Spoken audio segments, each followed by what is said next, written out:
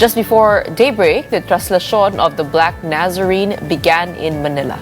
Devotees gathered in large numbers as the Andas started its journey, marking the official start of this year's procession. Here is the report.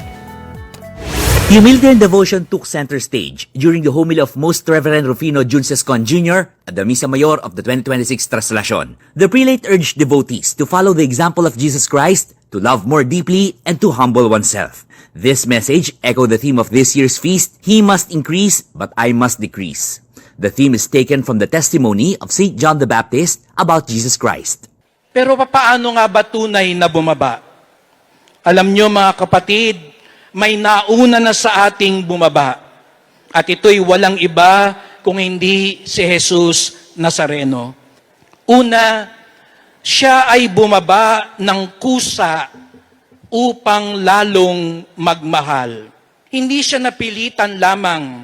Kusang loob siyang bumaba dahil sa awa at pag-ibig. The Archbishop also said that those involved in the flood control scandal should likewise learn to humble themselves. Sa ating bayan ngayon, may mga ayaw bumaba kahit malina at bistado na. Ayaw bumaba kahit pahirap na sa bayan. Tama na. Maawa na kayo sa taong bayan.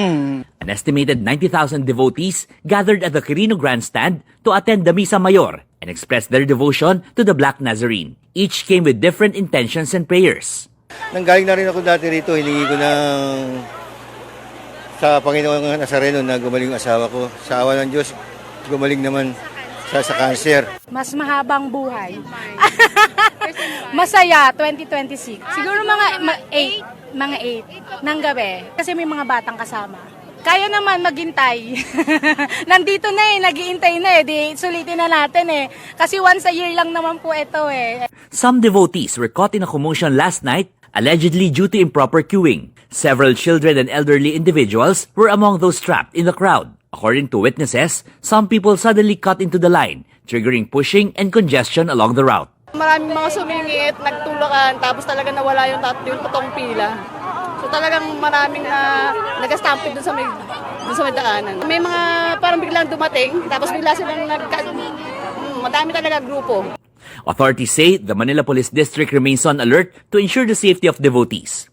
Medical teams are also on standby for those needing medical attention. Meanwhile, the Traslacion proper began peacefully in the early hours at the Quirino Grandstand.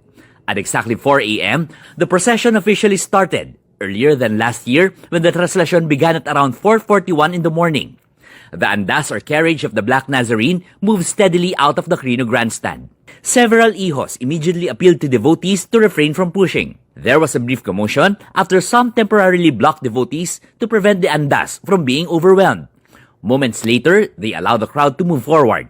As the procession turned right toward Katigbak Drive, some devotees began pushing in an attempt to meet the andas. Despite this, devotees continued to offer personal prayers as part of their vows. Para sa akin, parang himala po kasi talagang gumaling ako sa karamdaman ko. Buong pamilya na sana po gabayan kami at bigyan kami ng malakas na pangangatawan. Panalangin ko sa Ama na gumanda pa ang mga buhay namin at maging matatag pa rin ang aming kalusugan.